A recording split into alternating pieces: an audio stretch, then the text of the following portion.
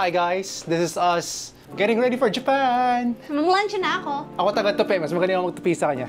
Uy, hindi oh. Pinala niya ako ng t-shirt from Uniqlo. See, it's nice already. Nice na pala, ayusin mo. Tatanggalin ko yung tarjeta. Ang tawag doon? Tarjeta. Tarjeta. Dami pa akong dapat ituro dito sa Dani ka, nag-iimbento lang ng words eh. At parang lagi kang kulang sa t-shirt. Ang dami-dami mong t-shirt. Ano kulang? Ang dami ko shirt dito. Siguro pa ulit-ulit yung nakikita ko sa camera. At least sa Japan, mas makikita nila lang. Hindi lang dalawa ang t-shirt ko. May iba naman akong t-shirt. One of my favorite shirts, Kung Fu Hustle fans. Yan. So marami kong t-shirt na medium, panay mga medium na Uniqlo na hindi ko na masuot. Talagang I gained weight. Pero wala akong plano pamigay pa sila kasi alam mo, asa tayo na kaya natin mag-lose ng weight. Huwag natin pamigay kagad. I got this from Uniqlo. Oh, it's nice, no? Nice. Nice. And this! Kung mapapansin nyo guys, sobrang plain lang ako usually manamit. So parang I think I need something na may print or loud or color. Bagay sa kanya yung mga cute na ganyan, no? Or bright. Hi, tita! Oh. Hello! Welcome to our vlog. Welcome to our vlog. Oo. Pwede makata-delete. Bye! Tita, sakit ng mundo ko. Ano yan? Anong masakit ba kayong paghiga mo? Itong leeg mo? Ang masakit? Pag ganyan. Lagyan mo ng ano? Kaching. Kachingko. Katingko. Kating ko.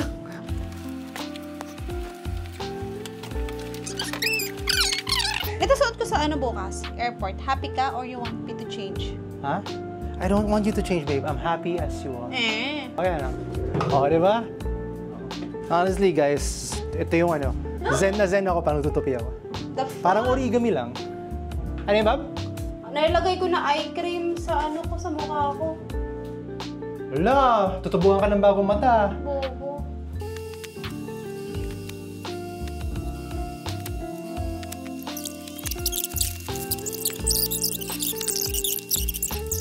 I'm a really big fan of wearing watches. Not just G-Shocks. Pero sobrang affordable lang kasi ng G-Shocks is why I buy G-Shocks. Pero if I had the money for the more expensive ones, yeah, I'd buy those too. Pero I'm happy with G-Shocks at Casios din. And isa sa mga dilemma ko ngayon is what watches to bring. I think I'll bring 4. No, I'll bring 4 kasi yung watch, lalagyan ko ng watch na maliit is pang 3. Tapos syempre, may suot na ako sa wrist ko kagad. Okay. Diba? Danica, tanay yung react ka agad eh, no? React channel talaga to si Danica. Tapos, ang una kong dadalhin, this one first. I forgot the model number lang, pero we got this from Japan before. It's kinda dark, pero whatever. Got this from Japan nung first time sa Japan, which was last year ng November. Pag nag-travel ako sa Japan, I'll probably bring this one for sure. Second is, I wanna bring a Seiko din, and I've been in love with this. Matagal ko na ito binili actually. I got this for 3,800 pesos. This Seiko 5. The thing with Seiko recently, they've been surging in prices. I got this for 3,800, diba? Ngayon, mahirap ka na makahanap ng less than 6,000 pesos ng ganito. Tapos kung sa mall ka pa bumili, baka abot ng 7,000, 8,000. So, yeah, I'll bring this one kasi I've been enjoying it. Tapos I got a new strap for it. Zulu strap. Aliw lang. It's so military inspired and it's cheap. The third watch na for sure, ito yung nasa wrist ko sa airport. Bigay sa akin ito ni Danica nung birthday, isa sa mga birthdays ko. I'm not sure which one. Pero this isn't the first G-Shock na binigay sa akin ni Danica.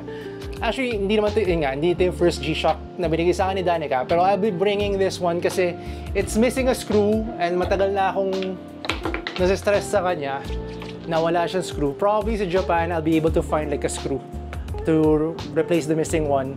At the same time, ito yung susuot ko sa airport kasi since mataba siya, hindi siya actually, meron akong lalagyan ng watches na pang-tatluhan lang and since mataba to, hindi siya kasya dun sa, actually hindi siya kasya dun sa lalagyan ng watches na yan. So, on my wrist sa airport. Tapos, finally, hindi lang makapili sa dalawa pero I want to bring one of my white watches. Hindi ko lang alam, ha? Yung blue. Anong blue? Walang blue. Hindi ko lang alam kung anong dalhin ko. Ha? Oh, okay. Si Danica na namili. Masaya rin naman ako dito. Tchadun! Magaling ako magtiklop ng t-shirt. Pero ito, challenge sa akin to. Extra challenge. Paano ba itong ano? Again, Okay. Parang naisip ko na. lengthwise kaya.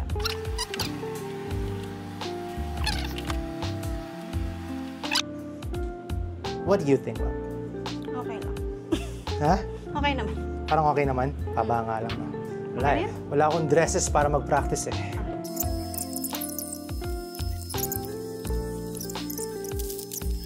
Learning new folding methods in case mag-dress ako.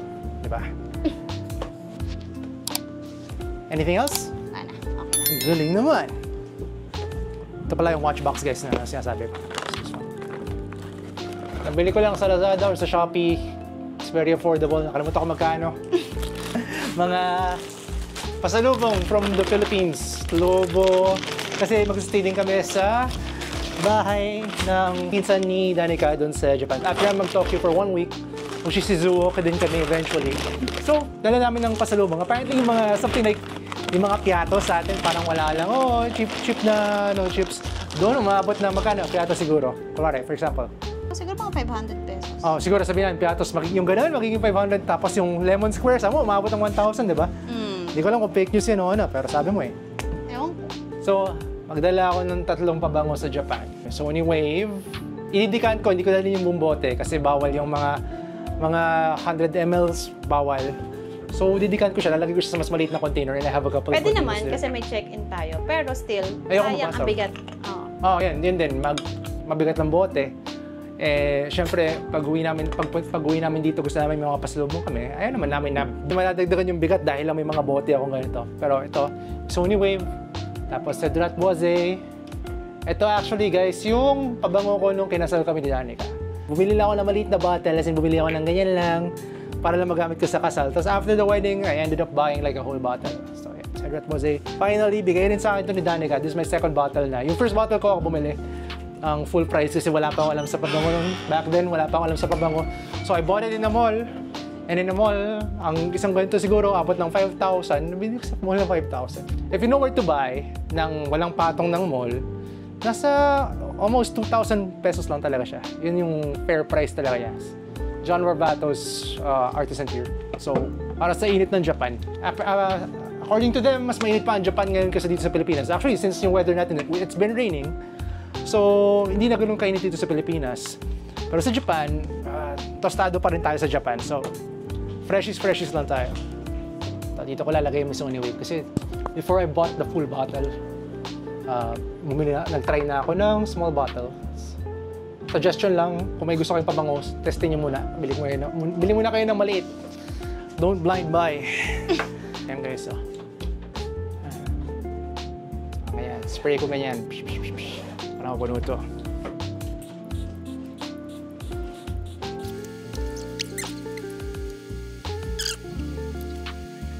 Yay! Libreng decanting lesson. Oh, nasa YouTube na rin. There. Puno na. Yan. Oh, di ba? Imbis na yung full bottle, ang daling ko. Meron ako nito. Mansera naman for this bottle. Ay, sayang. Ganun talaga, babe. Mahal ba yan? Ha? Itong Cedrat Boise? Oh, ish. Dapat yung walang lang. Ano? Hangin. This is what I gotta deal with, guys. Nakikita niyo na. Ay ko. Ano yan? Ano ha? Fight club? Umisod naman siya sa walang hangin. Umisod ka naman. Para tigilan mo ako. Tigilan mo ako. Tumayo ka. Layo. Stay away. Sayang, mapagdaman lang sa kamay ko. Wala akong makita. Okay lang eh. Hindi, baka malalo ako mag-mintis. Ayun o, lumalabas yung vapor. Bebe, wala. Imposible naman kasi 100% kung magagawa ito. Ikaw talaga. Guys, huwag niyong, paniwalaan yung hack niya. Maraming nasasayang. Guys, paniniwalaan nyo. Kasi wala siya makagawa. I-edit out ko lahat ang sinasabi niya.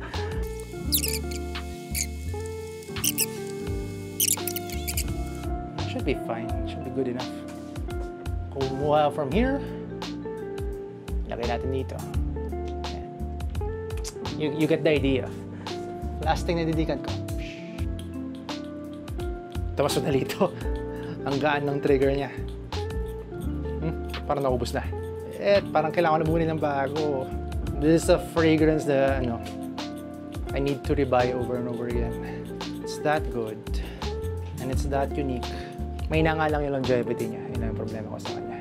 Nakalimutan ko. I-consider ko ano yung susuotin ko papunta. Tingin mo ba yung anong suotin ka na papunta? What do I sacrifice? Yung babae. Yung babae? Sige, fine. Sobrang ayaw mo sa shirt na yun. Siguro any other person dito ang uunahin tanggalin. Yung babae.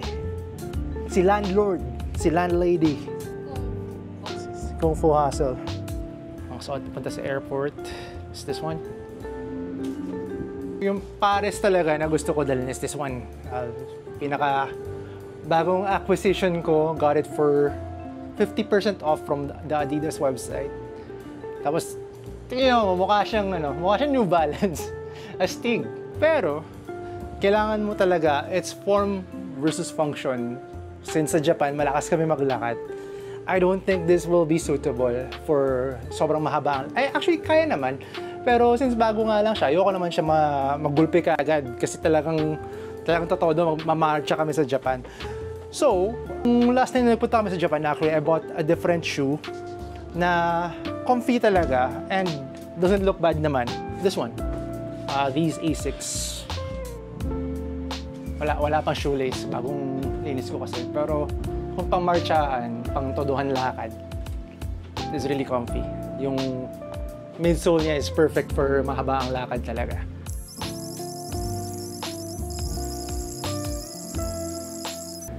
Decided on these shoes. Yan lang, dali mo na ba? Isa lang. Isa lang, pag sapatos. Decided on these shoes for all the walking. Tingnan mo, anong magiging record natin? For a single day. 30,000, Isa sa mga goals namin, in one of the days, makaka 30,000 steps kami. To do 30,000, while I wish for this, kung aesthetically, ito yung gusto ko dalhin, di nga lang siya pang mahabang lakar.